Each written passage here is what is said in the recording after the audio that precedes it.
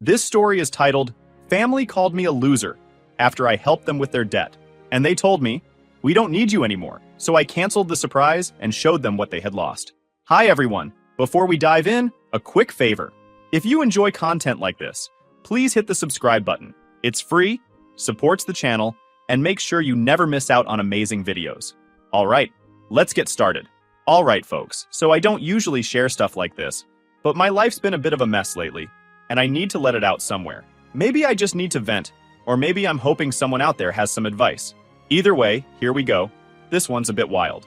So I guess I should start from the top. This all began on what I thought was going to be a normal Thursday night. You know, the kind where you're exhausted from work and just want to chill. I'd barely kicked off my shoes, reheated some leftover lasagna, and was about to settle in when my phone started buzzing. I glanced at the screen and saw it was Mom. Now, Mom's not the type to call just to chat. Usually, it's about something important, like once every few months when the cable box doesn't work, or she forgot how to access her email. So, yeah, seeing her name pop up was kind of odd. I picked up, and the first thing I hear is her crying. "Elliot, we need you," she managed to get out. Her voice sounded like she'd been crying for hours. "Please, can you come over now?" I didn't even stop to ask why. It was one of those moments where your gut just knows something is wrong. I grabbed my jacket, slid on some sneakers, and bolted out the door. My heart was racing the whole drive over, and I was running through a mental checklist of what could have gone so wrong that Mom, of all people, was crying. When I got to the house, it was heavy. That's the best way I can describe it. Everyone was there. Dad, Vanessa, 28 female, Colton, 26 male, Rachel, 22 female, and even Grandma, who looked like she'd aged 10 years since I'd last seen her. The living room, where we all grew up watching movies and fighting over snacks, now felt suffocating. Dad was sitting on the couch, looking concerned and staring at the carpet like it had all the answers. Vanessa was pacing, chewing on her nails. Colton was slouched in the recliner, avoiding eye contact, and Rachel was curled up in the corner with her arms crossed. Grandma, my rock, was hunched in her chair, looking smaller than I'd ever seen her. "Elliot, sit down," Dad said, his voice tired. I could tell just by his tone that whatever this was, it wasn't small. Turns out, the family was in deep. They were drowning in debt. We're talking massive, can't sleep at night kind of debt. Every credit card was maxed to the limit. The mortgage was overdue for months and barely hanging on by a thread. They'd been trying to hold it together, but things just spiraled way out of control. And as if that wasn't bad enough, Vanessa, my older sister, had secretly taken out a personal loan to cover some emergency expenses. She was standing there as my dad explained to me. I glanced at her. She looked ashamed. But what were those expenses? Nobody even knew at the time, but now the collectors were hounding them day and night, non-stop calls and letters. To make matters worse, the bank had sent them a foreclosure notice. And now the house we all grew up in, the one packed with every family memory, was on the chopping block. It felt like their entire world was crumbling, and they were running out of time to fix it. It was a lot to process. I just sat there listening, as they explained how they'd tried everything they could think of. Selling stuff, cutting back on expenses, even asking relatives for help, but nothing worked. "We've done all we can," Dad said, his voice breaking. "I hate to say that, but we don't know what to do." There was this long pause where everyone was just looking at me. I don't even know why, but it felt like the weight of the entire situation landed squarely on my shoulders. Now here's the thing. I'd been saving for years. I worked my butt off at a pretty stable job and had a nice little chunk of money tucked away. The plan was to use it for something big, like life-changing big, but I'd always kept it to myself. And seeing my family like that, broken and desperate, I didn't even think twice. "I'll help, don't worry," I said. Over the next few days, I made it my mission to untangle the mess. I cashed out $70,000 from my savings, which was a massive hit, but I figured it'd be worth it. I started by paying off the most urgent debts, stuff like credit cards and utility bills to stop the calls and letters. I even met with the bank to renegotiate the mortgage so they wouldn't lose the house. Vanessa's loan was tricky, but I covered that too, just to get the collectors off their backs. By the end of it, things were stable again. The family wasn't entirely out of the woods, but at least the house was safe, and they had room to breathe. The reaction I got from them made it all feel worth it, though. Dad hugged me, a real tight hug, which is not the usual him. "You're the hero of this family," he said proudly. And for once, I actually felt like I mattered to them. Mom cried, but this time it was happy tears. Even Vanessa, who's usually too proud to admit she needs help, said, "Thank you, Elliot. I don't know how to repay you." For the first time in forever, I felt appreciated. Like I wasn't just the quiet one of the family who always stayed in the background. I thought that moment would stick. That maybe this was a turning point for all of us. But, oh boy, was I wrong. At first, things seemed fine. Actually, better than fine. I felt like I'd made a real difference. Every time I dropped by, the tension that had hung over everyone seemed lighter. Dad was back to tinkering in the garage, Mom wasn't glued to the couch, stressing over bills, and even Vanessa smiled a bit more. It was nice, but it didn't last. After a few weeks, the warmth started to cool off. Visits felt shorter. Texts from the family became less frequent, and the gratitude that once felt genuine began to fade. I didn't think much of it at first. People move on, right? They were just busy getting their lives back on track. Or at least that's what I told myself. What kept me grounded, though, was the surprise I'd been planning for years. You see, long before all this debt stuff happened, I had a dream. To buy my parents a new car. Not some luxury sports car or anything ridiculous. Just something practical and reliable but still fancy. Their old sedan, a clunky gray thing that groaned every time it started, had been on its last legs for years. That car was a running joke in our family. Dad called it Old Betsy, but Betsy wasn't running so much as limping. There was duct tape holding the side mirror in place, and the windows only rolled down if you smacked the buttons just right. I can't even count the number of times it broke down in the middle of nowhere, so I'd been saving for a replacement. It wasn't just about the car itself, it was about giving them something they didn't have to stress over. A way to say, "You've done enough for us. Now, let me do something for you." After the debt situation, I figured now was the perfect time. I started doing research. What kind of car would work best? Something spacious enough for family trips, but modern enough to make them feel proud driving it. I eventually landed on a crossover, fully loaded with features I knew they'd love. Backup camera, heated seats, the works. It was sleek, silver, and brand new. The day I bought it, I was buzzing with excitement. I'd worked so hard for this moment, and I couldn't wait to see their reactions. My plan was all mapped out. Drive it over, park it around the corner, and reveal it after dinner. I'd pictured the whole thing so many times. Mom tearing up, Dad grinning like a kid, and maybe even Vanessa and Colton giving me some actual props for once. Before heading out, I figured I'd give them a quick call to make sure everyone was home. Mom answered on the third ring, sounding a little distracted. "Hey, Mom, you guys gonna be around tonight?" I asked, trying to keep the excitement out of my voice. Yeah, I think so. Why? What's up?" she replied, like she was half listening. "Just thought I'd swing by, hang out, you know," I said, playing it cool. "Okay, see you later then," she said, before hanging up abruptly. No follow-up, no questions, just nothing. It felt a bit weird, but I brushed it off. Maybe she was just busy. The drive over was something else. I had the car cleaned, polished, and looking like a dream. Every time I hit a stoplight, I'd catch someone glancing at it, and I couldn't help but feel a little smug. I mean, this was a big deal. It wasn't just a car. It was a symbol of all my hard work, my sacrifices, everything I'd pushed through to get here. When I pulled up to the house, I slowed down, making sure no one peeked out the windows. I parked just a little down the street, far enough away to keep it a surprise, but close enough to be ready for the big reveal later. Walking up to the door, I felt like a kid on Christmas morning. But the moment I stepped inside, that excitement started to fizzle. The vibe? Office really off.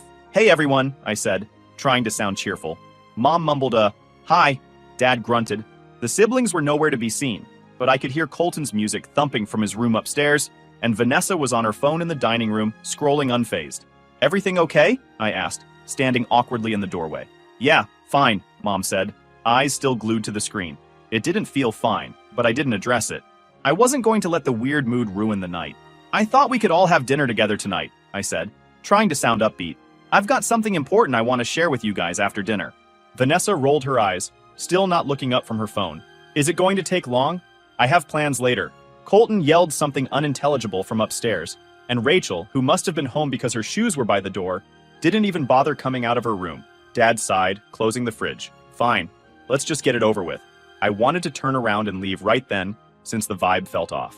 But I'd already parked the car, already imagined how this night was supposed to go. So, I stayed. We finally sat down for dinner, but it was painfully quiet. I tried to kick things off by thanking them for coming together. Before I could even start explaining my surprise, Colton came downstairs, chewing a piece of bread. "Can I borrow your car tomorrow?" he asked, cutting me off. Mine's acting up again. I hesitated. "I need it for work in the morning, but maybe after..." Vanessa cut in, snapping, "Wow, so you can bail us out of debt, but you can't even lend Colton your car? Such a big hero you are, Elliot." my head snapped toward her. Are you serious? I was just saying. Rachel finally came out of her room, arms crossed, scowling like I'd interrupted her entire life. He's always like this, doing stuff to look good, then acting like he's better than everyone. I couldn't believe what I was hearing. What's wrong, guys? I've literally done nothing but help you, I said, trying to stay calm. Mom, who hadn't said a word since dinner started, decided to chime in. Elliot, we've got enough going on without you making everything about yourself. If you're gonna cause drama, maybe you should just leave. Drama? I was there to give them a new car. How was that causing drama? Dad mumbled, We're not asking for your help anymore. Don't think you're the center of the world now. We don't actually need you. I was shocked. I didn't understand why all of them were suddenly throwing comments against me. Even my grandma mumbled something I didn't hear, but she looked disappointed. Something inside me snapped. I slammed my hands on the table, making the plates jump. Shut up! What the hell is wrong with you people? I shouted. I came here to do something good and this is how you treat me? But it seems that I got something you guys don't deserve. I stood and stormed outside the house. They all followed to see what's going on. When they finally shuffled outside and caught sight of the brand new car parked out front, their faces were priceless. Smugness, gone, replaced by pure, unfiltered shock. Mom's jaw literally dropped. Dad froze mid-step, and Vanessa looked like she'd just seen a ghost. This, I said, pointing to the car, my voice sharper than I intended, was supposed to be for you. I've been saving for years to get you something reliable, something nice. But you know what? You don't deserve it. Vanessa, always quick to speak up, stepped forward. Elliot, wait. No! I cut her off, my voice firm. You've all made it perfectly clear how you feel about me. I'm just the guy who cleans up your messes. Fine, but don't expect anything else from me. Not anymore. The air was thick with silence, the kind that feels like it could crack glass. I turned to leave, ready to put all of it, them, behind me. But then, out of nowhere, Grandma shuffled outside, clutching her purse I hadn't noticed before. What are you doing, Grandma? Vanessa asked, confusion written all over her face. Grandma straightened her back and looked Vanessa dead in the eye. I'm going with Elliot, she said, her voice steady and calm, like she'd already made up her mind ages ago. The family erupted into chaos. Mom almost fainted. Dad tried to hold her, and Vanessa launched into a barrage of questions. What do you mean you're going with Elliot? You can't just leave. But Grandma wasn't fazed. She turned to me, her eyes full of determination. You've always been the only one with a good head on your shoulders, Elliot. I'm done with their nonsense. She walked over, opened the passenger door, and climbed into the car like she belonged there. I didn't even have time to process it. I just got in the driver's seat, started the engine, and pulled away. I didn't look back. The drive with my grandma next to me after all I planned for was awkward. For a good while, the car was silent, except for the hum of the engine. I was still replaying everything that had just happened when Grandma broke the quiet. Elliot, she said softly, her tone serious in a way I wasn't used to. There's something I need to tell you, and you might want to pull over for this. Her words hung in the air like a challenge. I glanced at her, trying to read her face, but she just stared straight ahead, calm as ever. I didn't pull over. I wasn't in the mood for another disappointment. I was already fuming from how the night had gone. I tightened my grip on the steering wheel and kept driving. Whatever it is, just say it, I muttered. She sighed, shaking her head. Stubborn, just like your grandfather. That got my attention. She rarely talked about Grandpa. He'd been gone for years, and anytime his name came up, she'd get misty-eyed and wave it off like it was too much to deal with. But now she seemed different. You're not going to like this, she warned. Grandma, I said, exhaling sharply. After tonight, I think I can handle just about anything. She leaned back in her seat, her hands folded neatly in her lap, and finally said, Your grandfather left me money. A lot of it when he passed.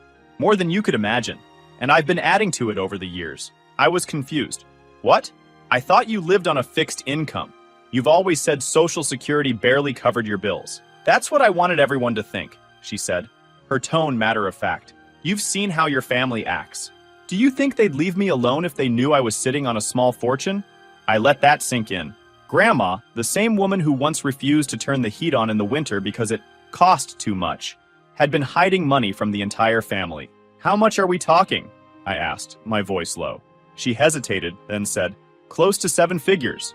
I nearly swerved into the next lane. Are you serious? 7 figures? And you've been sitting on it all this time? She gave me a sharp look. I'm damn serious, Elliot. And yes, I've been sitting on it. Because it wasn't for them. It was for you. For me? That threw me off completely. I'd spent my whole life feeling like the backup plan in my family, the one who cleaned up their messes but never really got a thank you. Why me? I asked, my voice softer now.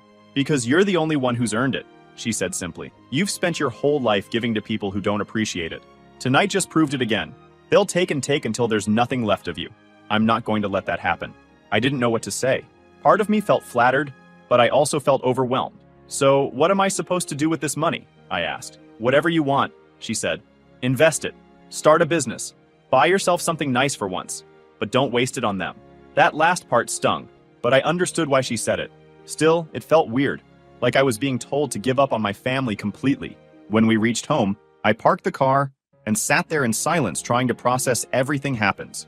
Grandma noticed me staring into the void and gave me a knowing look. She reached into her purse and pulled out the small, worn notebook she'd shown me earlier in the week. Its frayed edges and faded cover looked almost out of place in her perfectly steady hands. Elliot, she said gently, handing it to me. You've got this now. Everything you need is right here. You don't need their approval. And I glanced down at the notebook, its pages filled with meticulous handwriting, account numbers, investment notes, and contacts for lawyers. It was real, tangible proof that Grandma wasn't just talking when she said she trusted me. I flipped through the notebook, my stomach twisting with each page. It was real. Bank accounts, stocks, bonds, things I didn't even understand. Grandma, I don't know if I can do this, I said quietly. I mean, this is a lot. She placed a hand on my shoulder, her grip surprisingly firm. You can do it, Elliot. You're smarter than you think. Just promise me one thing. What? Don't spend it on people who don't deserve it like your family. I know you have a kind heart, but you've seen how they treat you. They'll take and take until there's nothing left. This is for you, your future, your peace of mind, not theirs. Her words stayed with me for the rest of the evening. Then she got out and went inside the house, while I stood there, staring at the car, the shiny, brand new crossover that was supposed to be a gift. Now it just felt like a giant reminder of how badly the night had gone. I woke up the next day to find my phone blowing up.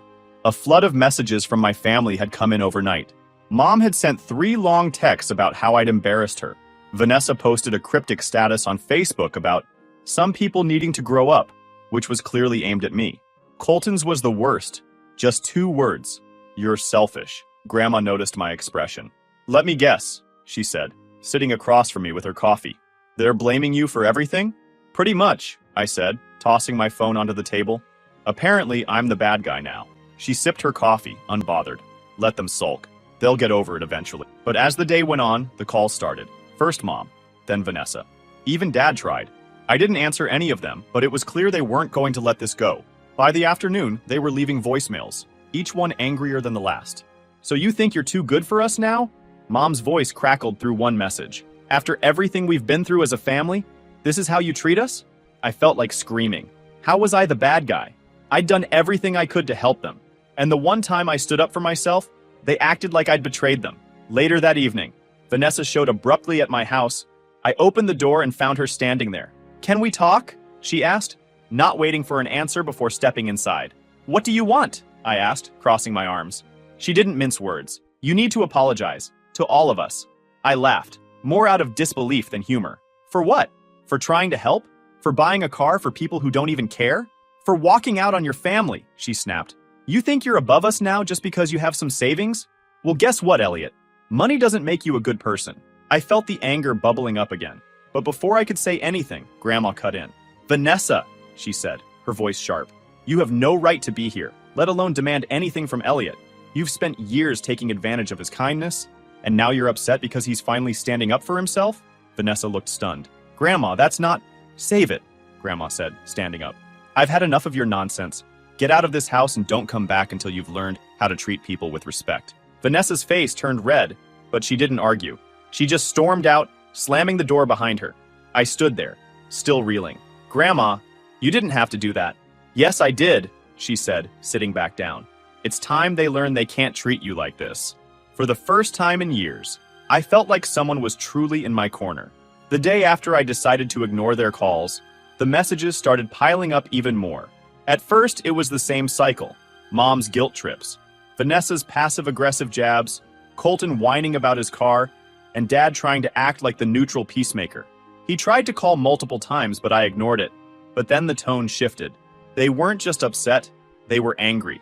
Elliot, you're acting ridiculous, Mom texted. We're family.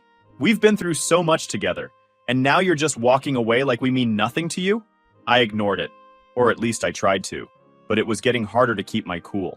Every notification felt like a reminder of how deeply they didn't understand me. Grandma, on the other hand, was the picture of calm. She noticed me pacing around the kitchen, phone in hand, and raised an eyebrow. Still letting them get to you, huh?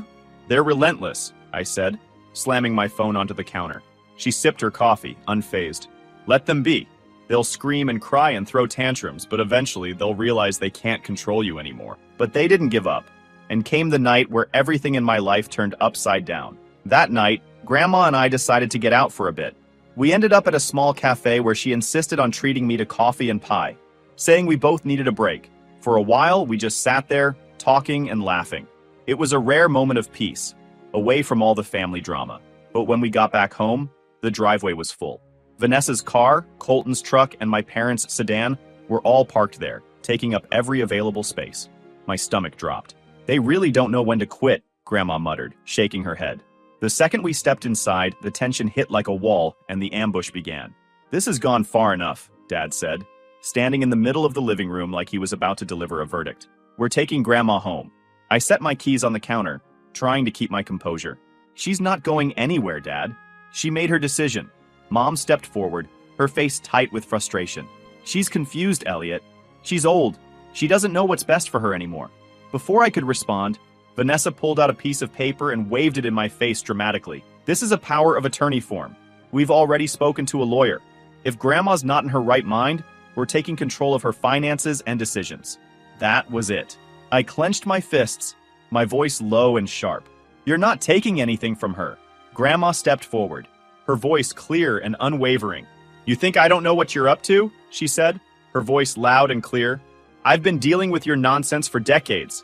Let me tell you something. You're not taking control of anything. I've already spoken to my lawyer, and everything I have is going to Elliot. Every last penny. There's nothing you can do about it. The room exploded. Vanessa started yelling about fairness. Colton accused Grandma of being manipulated. Even Mom and Dad looked stunned, like they couldn't believe she'd gone behind their backs. But the chaos stopped cold when Vanessa shouted, "If you don't give us what we deserve, I'm going to tell Elliot the truth about his perfect little childhood." Everyone froze. I turned to look at her, my heart racing. What are you talking about? I demanded. Vanessa, don't, Dad said, his voice low and warning. Why not? Vanessa snapped. He deserves to know. Deserves to know what? I asked, my voice louder now. Vanessa crossed her arms, glaring at Dad. You're not his biological father, are you? Mom had an affair before he was born, and you just decided to raise him like it never happened. I couldn't believe what I was heeding. My chest tightened, and for a moment, it felt like the room was spinning. That's enough, Dad roared, his face red. No, it's not enough, I said, my voice shaking. Is it true? Dad hesitated, his eyes darting to Mom, who was now crying silently. Finally, he nodded.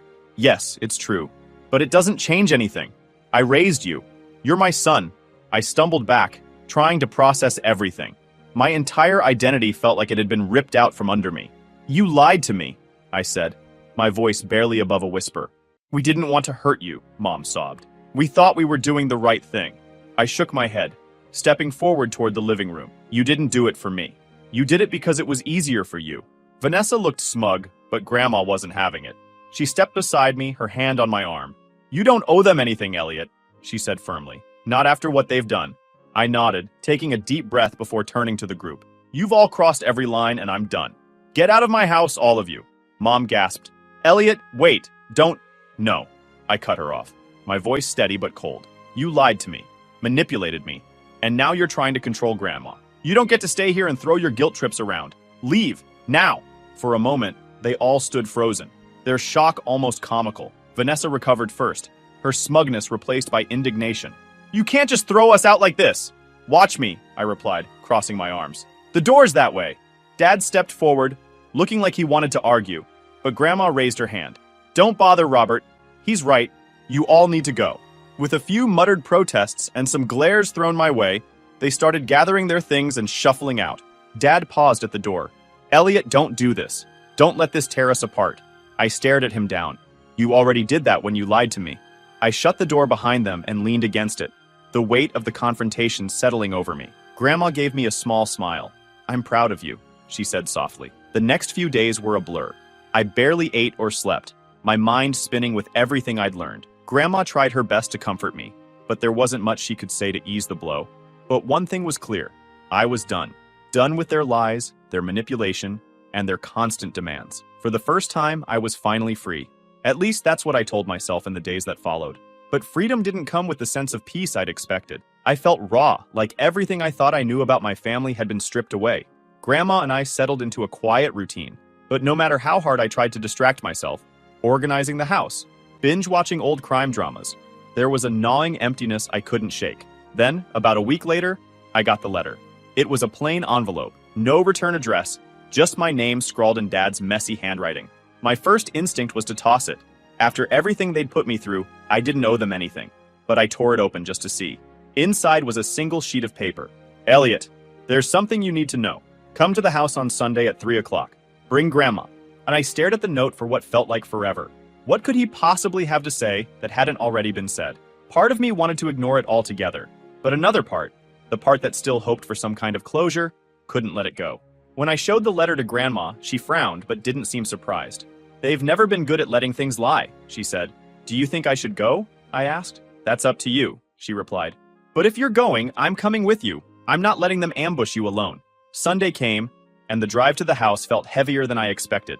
Grandma sat quietly in the passenger seat. She didn't say much, but I could tell she was thinking just as much as I was. When we pulled into the driveway, it was empty. No cars, no signs of life. The windows were dark, the curtains drawn.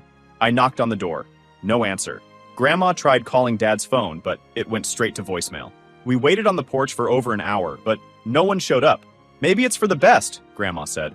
I nodded, but something about it felt wrong. Why go through the trouble of sending a letter if they weren't going to follow through? The following days were eerily quiet.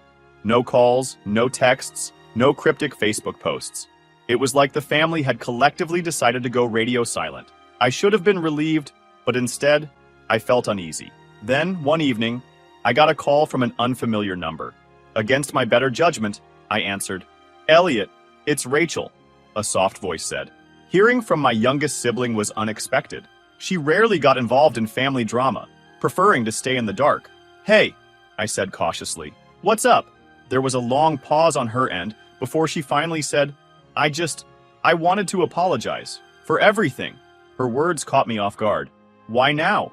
"Because it's all falling apart," she said quietly. "Mom and Dad are fighting nonstop. Vanessa's furious that Grandma's with you. Colton's still trying to figure out how to get what he thinks he's owed. And me? I'm just tired of it." I didn't know how to respond. Part of me wanted to forgive her. She'd never been as bad as the others. But another part of me couldn't help but wonder if this was just another angle. "I don't know what to say," I admitted. "You don't have to say anything," she said. I wanted you to know that not all of us think you're the villain in this story."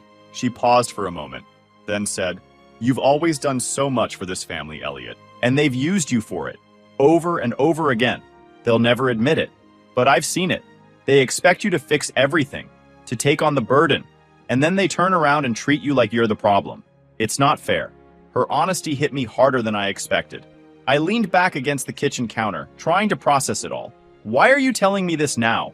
I asked. "Because I feel awful," she admitted. "I've watched them take advantage of you for years, and I never said anything. I guess I thought it wasn't my place, or maybe I was just too scared to speak up. But now, seeing how far they're willing to go, how they're treating Grandma, it's disgusting. You don't deserve any of this, Elliot. You never did." I swallowed hard, emotions bubbling to the surface that I wasn't ready to face. "Thanks, Rachel. That means more than you know." There was a pause, and then she said, "I just wanted you to know someone's on your side. Don't let them pull you back into their mess." "I won't," I said, my voice steady. "Not this time." Her words stayed with me long after the call ended. I thought there was a sliver of hope for some kind of reconciliation. And at that point, all I wanted is to have some peace of mind. A week later, I got another letter, this time from a lawyer's office. Inside was a formal notice about Grandpa's estate, something about a final review of assets. It didn't make sense. Grandpa had been gone for years, and as far as I knew, everything had already been settled. I showed the letter to Grandma, and her face darkened. "This is their doing," she said. "They're trying to dig up anything they can use against us." Still, I decided to follow up. The next day, I called the lawyer listed on the notice and explained the situation. What I learned left me reeling. Apparently, Grandpa had left a secondary trust fund, something separate from the money Grandma had been managing. It wasn't a massive amount, but it was significant enough to cause a stir. But the most important part is that the trust wasn't meant for the family. It was specifically left in my name. I sat there in stunned silence as the lawyer explained the terms. Grandpa had set it up shortly before he passed, with explicit instructions that it wasn't to be touched until I turned 30. Why didn't anyone tell me about this? I asked. The family was notified when the trust was created, the lawyer said, but I was instructed not to reach out directly to you until the specified time. I hung up, my mind racing. All this time, they'd known about the trust. They'd known that Grandpa had left something just for me, and they'd kept it a secret. When I told Grandma, she wasn't surprised. They've always been good at keeping things from you when it doesn't benefit them, she said bitterly. The next time I heard from the family, it was Vanessa, calling to ask if I'd come to my senses about Grandma's money. I didn't tell her about the trust. I wasn't ready to deal with that fallout yet. Instead, I told her exactly what I'd been holding in since this all started. You know what, Vanessa? I'm done. Done with the lies, the manipulation, and the constant guilt trips. You want to keep living in this toxic cycle? Fine. But I'm not playing along anymore. She didn't take it well. You're seriously choosing Grandma over the rest of us? No, I said firmly. I'm choosing myself. And for the first time, I truly meant it. I'm finally starting to make plans for my future. Real plans. The kind I've always put off because I was too busy cleaning up everyone else's messes. I'm meeting with Grandma's lawyer, sorting out the details of her estate, and researching ways to invest the trust fund. The family's messages are slowing down, trickling in less and less until, eventually, they stop altogether. It's not the closure I pictured, but honestly, it's enough. Grandma's still here with me, her wit and wisdom keeping me steady through everything. One evening, as we sit on the porch, she looks over at me and says, "You've got a good head on your shoulders, Elliot. Don't let them take that from you." I'm definitely feeling lighter than I have in years. And that's me, venting in here as I'm finally moving forward. Thank you everyone for sticking until the very end.